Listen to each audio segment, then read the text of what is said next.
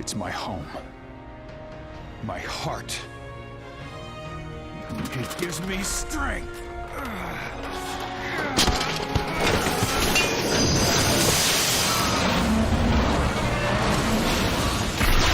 Superman is the resident superhero of Metropolis and is well established at the beginning of the movie, having been on the planet since childhood and having a healthy, if strange, relationship with Lois Lane. Meanwhile, Kara Zor-El, aka Supergirl, is not. She just arrived to Earth months earlier and, as she tells Kal-El near the beginning of the movie, she was sent off-world by her parents after an entity known as Brainiac literally stole the Kryptonian city of Kandor, shrinking it down to where it can be held in someone's hands. Hearing this, and after fighting off a Brainiac scout that came to Earth, Superman resolves to protect Earth preemptively, going after Brainiac before he can target the planet. He's ultimately unsuccessful and is captured, where Brainiac probes his mind and learns of Earth from Superman, setting a course for it before sending Kal-El into Kandor, where its red sun slowly drains him of his powers. There, Kal-El meets Kara's parents, who survived the destruction of Krypton but were captured in the same way that Superman was. Thinking smart, Superman quickly escapes Kandor and promises to free them once he deals with Brainiac. He manages to subdue the AI for a time and seems to disable his ship completely so that he can return later to save the other thousands of cities that Brainiac has stolen, but the AI recovers faster than expected and launches a full-scale assault on Metropolis.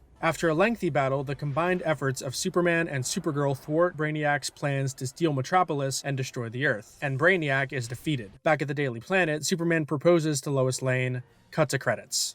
So the reason I didn't put in an informative intro and skipped straight to the plot synopsis is that I honestly don't have much to say about this movie. If any film can be considered completely average and unremarkable, it would probably be this one. The characters were fine, the story was fine, the drama was fine, the animation and the direction were fine. The only bald spot I see, or rather hear, is that the music was shockingly bad. There were no heroic swells or even really standout pieces. I don't know if it was a conscious choice or not, but the music just kind of blended into the meh of the movie, so it had no effect on me as I was hoping it would, being a Superman movie.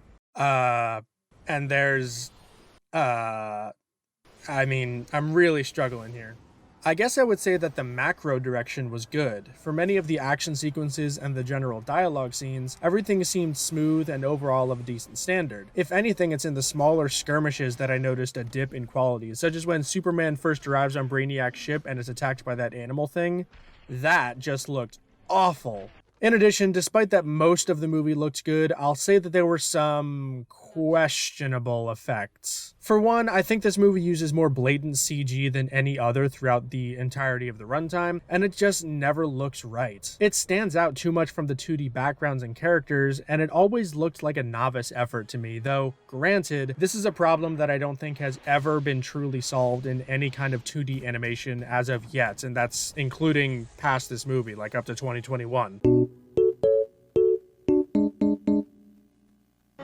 To provide 3 animation flubs as examples of the sloppiness of the production, I saw that this rocket launcher exploded on the water before it actually hit the water, and if it can be picked up by the naked eye, which I put it in my notes as I watched the movie in real time, then I would consider that a pretty notable flub. The second is at the very end, when Superman restores the sizes of both Metropolis and Kandor. It literally looks like they drew every building fully and then click and dragged everything, and none of the angles lined up at all, and they didn't think to go back and correct it, and then the Daily Planet rises last for no discernible reason other than that we recognize that specific building, and it's the same thing with Kandor. My god, that looked bad. And finally, this shot.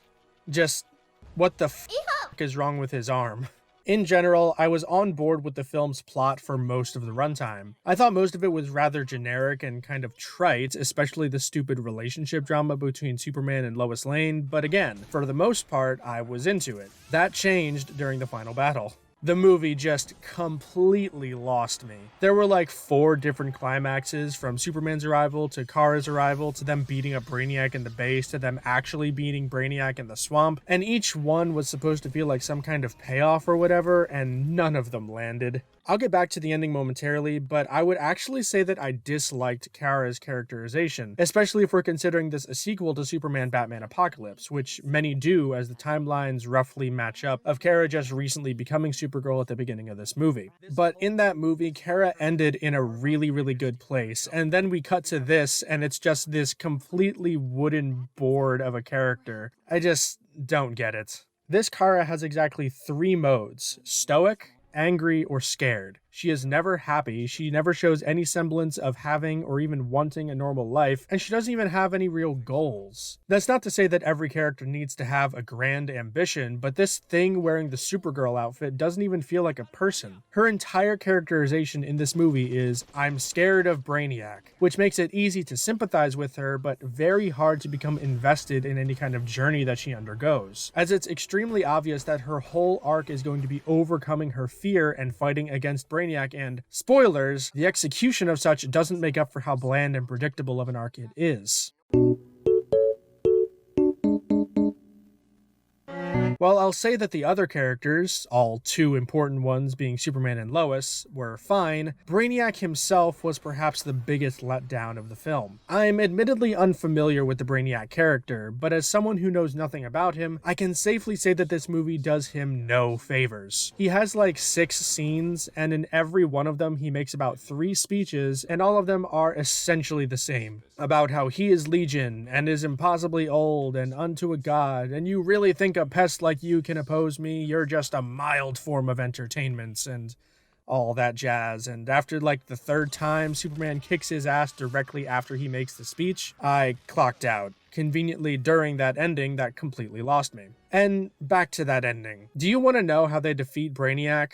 Well, first they just punch him a lot. Superman and Kara are both outright defeated and captured in a strikingly similar way to Goku and Vegeta in Return of Cooler, but never mind that. And Superman is tortured for information regarding where he took Kandor after stealing it back from Brainiac. Then, through the power of Deus Ex Machina, Superman summons the strength to break free of his restraints and then frees Kara. They then lay waste to his entire robot army. Kara zooms off to stop Brainiac from blowing up the sun, which he can just casually do when no mention is made of how he makes the missiles or what's contained within them to cause a supernova. And then Superman shoves Brainiac out of his ship and into a swamp. There, I shit you not, it's revealed that Brainiac is a germaphobe and a recluse, and the outside world overloads his system enough to make him explode. I am not kidding. His system becomes overwhelmed with the sounds of cars, bugs, and bacteria. It's f***ing embarrassing. I have to ask then, if Brainiac is immortal, or effectively immortal, why didn't he just ask the planets he destroyed for their knowledge? Or why did he keep the cities at all if he was purposefully stifling their inhabitants from making new discoveries and providing him with new knowledge, which was his stated goal? If we're going with the idea that his programming or whatever drives him was bugged, which they say in the movie, you'd think that in however many millennia there would be systems in place to detect that bug and, realize that the cities aren't helping him at all? I don't know. When Superman is captured in the 3rd climax, Brainiac bluffs about having destroyed the Earth, only to drop the ruse literal seconds later, and then when Superman asks if he at least preserved Metropolis, despite making it clear that he considers Earth's primitive people to have no value to him. And as it turns out, he has kept Metropolis. For now. Well, why the f*** haven't you destroyed it already? Superman was unconscious. You would have no resistance to destroying it. You didn't even use it as blackmail. You just waved it in front of him and said, "Ha ha, I totally have your city, and I'll totally blow it up for sure as soon as we're off camera left." How incompetent are you that you would do that? And, as a first for the series, there is a post-credits scene, but it's not a post-credits scene like you'd see in a Marvel movie, one that actually lives up to its promises. No, this one shows that Brainiac will return in a sequel that will definitely come out for sure, probably, maybe. The longer I talk about this movie, the more jaded I become, so I'll stop here. All I'll say is that I hated every design except Lois's, I hated the title sequences, and almost threw up when it pulled the eye out, and the pervert hitting on Lois was useless and gross. Superman Unbound is just about as close to average as you can get with these movies. In some ways, I should be happy that I didn't have another First Flight, but in others, I find myself wishing I was watching that movie because at least I can get truly passionate about hating it. With this movie, it's brief sparks, and then my anger fizzles out into indifference. In the end, Superman Unbound bored me, and from my perspective, that's just about the worst thing it could have done.